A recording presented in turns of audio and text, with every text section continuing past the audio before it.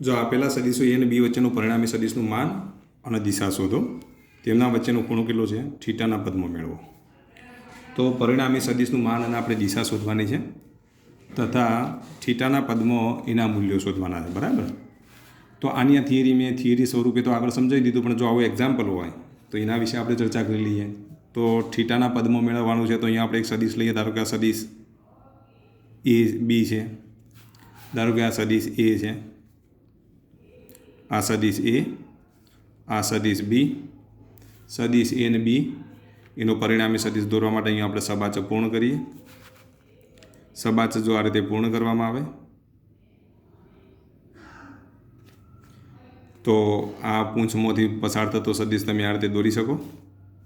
પૂંછમાંથી પસાર થતો સદીશ જો આ રીતે દોરવામાં આવે તો પરિણામી સદીશને આપણે આર વડે દર્શાવી દઈએ. તો આ પરિણામી સદીશ સદીશ એ અને બી વચ્ચેનો ખૂણો થીટા છે. હવે ધારો કે આ બિંદુ ઓ, આ બિંદુ પી, આ બિંદુ ક્યુ, આ બિંદુ આર અને અહીંયા આપણે લંબ દોરીએ. જો આના પરથી આ સદીશ ઉપર જો લંબ દોરવામાં આવે તો આ રીતે મળે. તો આના આપણે બિંદુ દર્શાવી દઈએ એન અને આના ઉપર જો લંબ દોરીએ આ રીતે તો એ બિંદુ આપણે એમ લઈએ. ચલો ખ્યાલ આવી ગયો. હવે ધારો કે આ સદીશ એની દિશા છે, આ સદીશ બી જ કહેવાય. ચલો આ સદીશ બી છે, આ સદીશ એ છે. તો એ અને બી વચ્ચેનો ખૂણો થીટા હોવાથી અહીંયા પણ ખૂણો કેટલો થશે? થીટા થશે. ધારો કે આ પરિણામી સદીશ આર, આ પરિણામી સદીશ બી, આર અને બી વચ્ચેનો ખૂણો જે છે આ ખૂણાને આપણે બીટા વડે દર્શાવી દઈએ. આ પરિણામી સદીશ આર, આ પરિણામી સદીશ એ, આના વચ્ચેનો ખૂણો જે છે ખૂણાને આપણે આલ્ફા વડે દર્શાવી દઈએ. ચલો આટલા ખૂણા આપણે દર્શાવી દીધા. હવે અહીંયા ધ્યાન આપો. તમારે શું શોધવાનું છે? પરિણામી સદીશનું મૂલ્ય શોધવાનું છે તથા એનો ખૂણો શોધવાનો છે. થીટાના પદમાં શોધવાનો. કયા પદમાં? થીટાના પદમાં. તો આકૃતિમાં દર્શાવ્યા મુજબ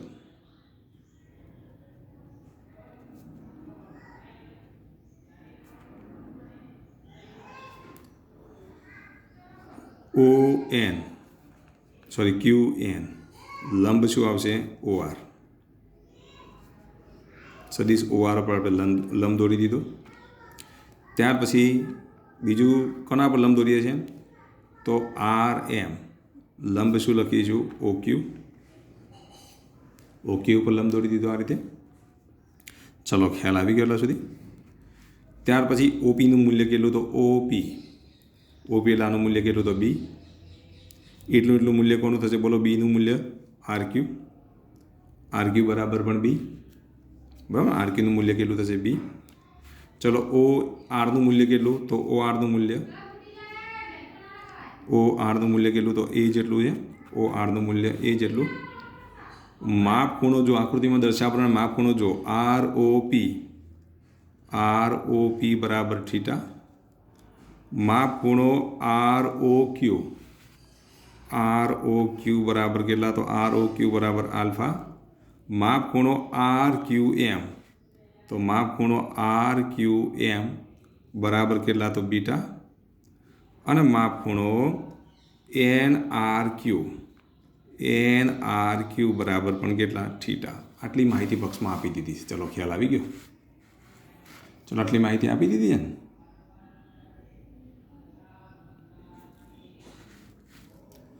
હવે શું કરશું બોલો? આપણે શું કરવાનું છે? પરિણામી સદીશ શોધવાનું છે. પરિણામી સદીશ માટે આપણે સદીશ આરનું મૂલ્ય શોધવાનું છે. આરનું મૂલ્ય શોધવા માટે આપણે આ ત્રિકોણને ધ્યાનમાં લઈએ. ચલો આ ત્રિકોણને ધ્યાનમાં લઈએ તો આરનું મૂલ્ય મળે કે નહીં? પાયથાગોરસના નિયમનો તમે ઉપયોગ કરી શકો. તો ત્રિકોણ એન ઓ ક્યુ માટે, ચલો એન ઓ ક્યુ માટે શું લખશો બોલો? ત્રિકોણ એન ઓ ક્યુ માટે તમે શું લખશો બોલો? ક્યુ એન સ્ક્વેર વત્તા ઓ એન સ્ક્વેર વત્તા ક્યુ એન સ્ક્વેર બરાબર શું લખાય? ઓ ક્યુ સ્ક્વેર લખાય. આ બેના વર્ગોનો સરવાળો બરાબર આનો વર્ગ થાય કે ના થાય? પાયથાગોરસના નિયમ પ્રમાણે. તો ચલો અહીંયા આપણે પાયથાગોરસના નિયમનો ઉપયોગ કરીએ. શું લખશો બોલો? ઓ ક્યુ સ્ક્વેર બરાબર શું લખીશું? ઓ એન સ્ક્વેર વત્તા શું લખીશું? Q N square. ચલો ખ્યાલ આવી ગયો. હવે તમારે ક્યુએનની કિંમત શોધવાની છે, બીજી ઓએનની કિંમત શોધવાની છે. ઓક્યુની કિંમત તો તમે આર જેટલી લઈ શકો. અહીંયા આપણે લખી દઈએ ઓક્યુ બરાબર કેટલા થશે, તો ઓક્યુ બરાબર આર. તો ચલો ઓક્યુની કિંમત તો તમને આરનું મૂલ્ય છે એટલે આર મળી ગયા, પણ તમારે ઓએનની કિંમત શોધવાની છે અને ક્યુએનની કિંમત શોધવાની છે. તો ક્યુએનની કિંમત શોધી કાઢીએ. તો ક્યુ ત્રિકોણ આર ક્યુ એન માટે ક્યુ એન એટલે સામેની બાજુ, અને સામેની બાજુ બરાબર શું લખીશું બોલો, કર્ણ ગુણ્યા સાઇન થીટા. સામેની બાજુ માટે કયું વિધેય આવે, સાઇન વિધેય આવે. તો કર્ણનું માપ કેટલું, તો બી, અને ખૂણો કેટલો, સાઇન થીટા. તો ક્યુએનની કિંમત કેટલી થશે, બી સાઇન થીટા થશે. તો જુઓ અહીંયા ધ્યાન આપો, કર્ણનું માપ તો કેટલું, તો બી જેટલું, ખૂણો કેટલો, તો થીટા છે. આ સામેની બાજુ, કારણ કે ક્યુએન એ સામેની બાજુ માટે કયું વિધેય આવે, તો સાઇન વિધેય આવે. તો કર્ણનું માપ ગુણ્યા સાઇન થીટા. જો પાસેની બાજુ શોધવાની હોય તો કર્ણનું માપ ગુણ્યા કોસ થીટા. સામેની બાજુ શોધવાની હોય તો કર્ણનું માપ ગુણ્યા સાઇન થીટા. કર્ણનું માપ કેટલું છે, તો બી જેટલું છે ને, આ મૂલ્ય કેટલું છે, બી જેટલું. અને ખૂણો કયો લેવાનો, સાઇન વિધેય. કેમ, સામેની બાજુ, થીટાની સામેની બાજુ છે, યાદ રાખજો. થીટાની સામેની બાજુ માટે કર્ણ ગુણ્યા સાઇન થીટા. ખૂણાની પાસેની બાજુ માટે તમે શું લખશો બોલો, કર્ણ ગુણ્યા કોસ થીટા. તો આ ક્યુએન એ શું છે બોલો, તો ક્યુએન એ સામેની બાજુ હોવાથી તમે શું લખશો બોલો, ક્યુએન બરાબર કર્ણનું માપ બી સાઇન થીટા. શું લખાય, બી સાઇન થીટા. અહીંયા પાસેની બાજુ માટે શું લખાય બોલો, બી કોસ થીટા. કર્ણ ગુણ્યા પાસેની બાજુ માટે કોસ વિધેય. તો અહીંયા બી કોસ થીટા થાય અને આ બી સાઇન થીટા થાય. તો ક્યુએન બરાબર બી સાઇન થીટા થાય. અને આરએન બરાબર જો લખીએ તો આરએન બરાબર શું લખીશું, બી કોસ થીટા લખાય. બીજું, આકૃતિ પરથી તમે શું લખશો બોલો,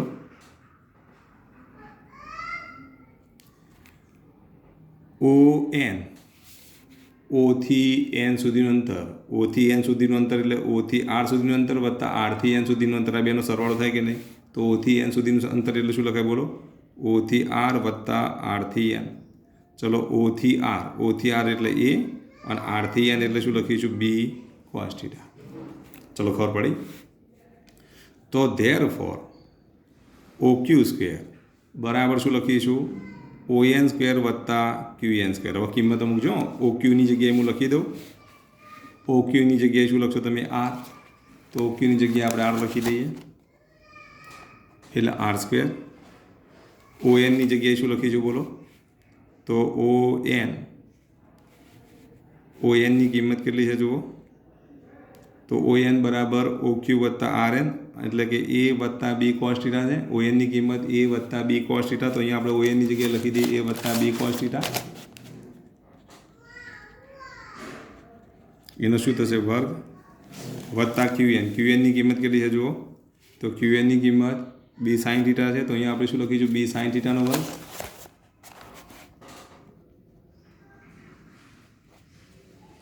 તો આનું સાદુરૂપ આપીએ તો શું લખાય બોલો, આર સ્ક્વેર.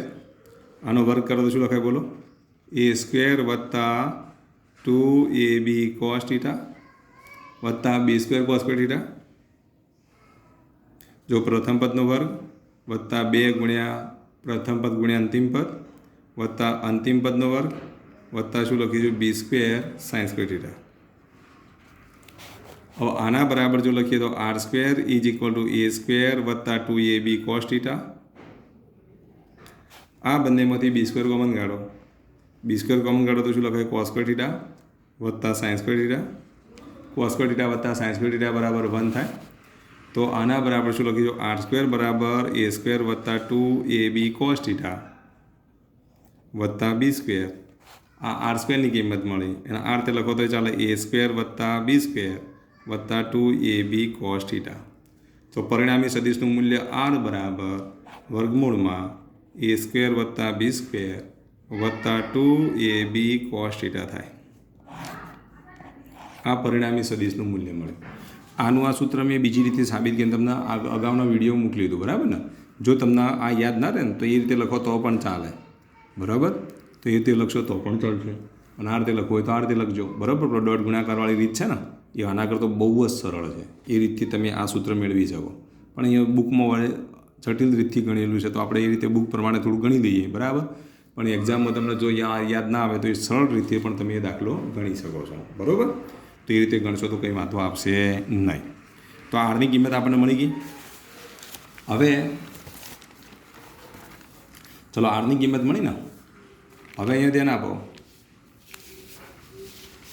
હવે આપણે આલ્ફા ઉપર ધ્યાન આપવાનું છે ને બીટા ઉપર ધ્યાન આપવાનું છે. બીટા ઉપર ને આલ્ફા ઉપર ધ્યાન આપવાનું છે. થીટાના આલ્ફા ઉપર ધ્યાન આપવાનું છે, બીટાના આલ્ફા ઉપર ધ્યાન આપવાનું. 1 2 1 2. થીટા માટે આ બાજુ અને આલ્ફા માટે પણ આ બાજુ સરખી છે. જુઓ, આલ્ફા માટે આ બાજુ અને થીટા માટે આ બાજુ સરખી બનશે. કારણ કે તમે આલ્ફા માટે જો વિચારો તો આખો ત્રિકોણ લેવો પડે. થીટા માટે પણ આ ત્રિકોણ લેવો પડે. તમે આ ત્રિકોણ લો તો એમાં આ બાજુ તો આવશે જ. આખો ત્રિકોણ લેશો તો એમાં આ બાજુ તો આવશે. તો એનો આપણે ઉપયોગ કરીને એક સરસ પરિણામ મેળવીએ. તો જો આખો ત્રિકોણ લઈએ તો ત્રિકોણ NOQ માટે લખશો ને અહીંયા, ત્રિકોણ NOQ માટે. ચલો ત્રિકોણ NOQ માટે શું લખાય બોલો? QN બરાબર શું લખાય? QN બરાબર, તો QN બરાબર આખું માપ લેવું પડે ને. તો અહીંયા QN બરાબર શું લખો? Alpha into R.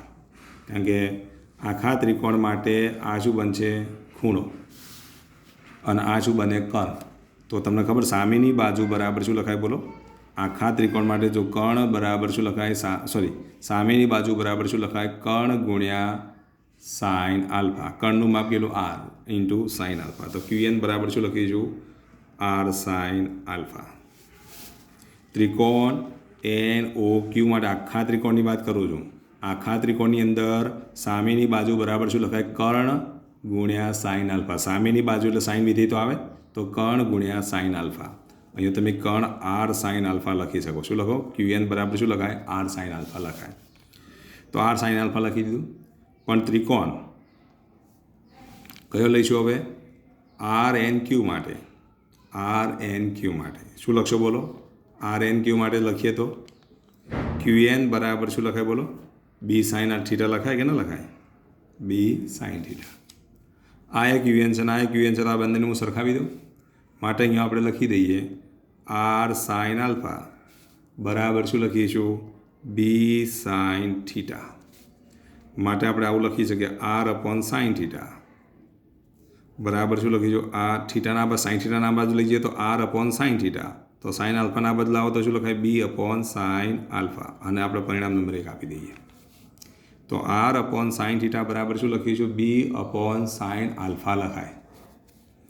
શાના માટેની વાત કરીએ આપણે? ત્રિકોણ NOQ માટેની વાત કરી.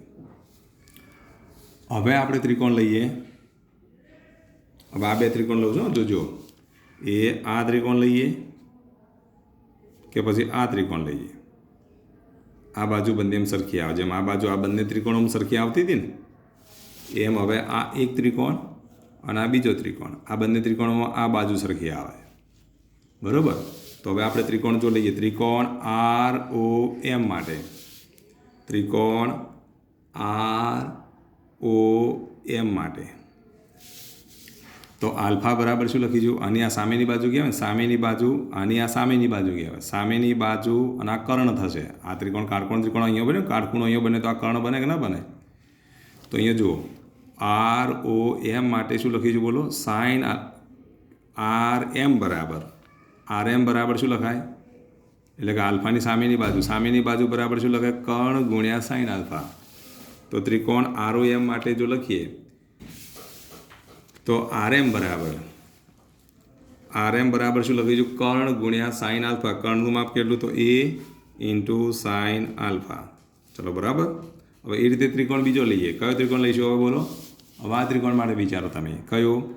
RMQ માટે. ત્રિકોણ RMQ માટે. RMQ માટે તમે બોલજો હવે. ચલો ત્રિકોણ RMQ માટે આ શું થયું? સામેની બાજુ. આ શું થઈ જશે? કર્ણ.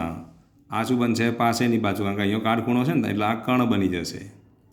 આ પાસેની બાજુ બનશે. આનું માપ તો તમને ખબર છે કેટલું છે? તો B છે. કેટલું છે? B જેટલું. તો આ સામેની બાજુ માટે શું લખશો બોલો?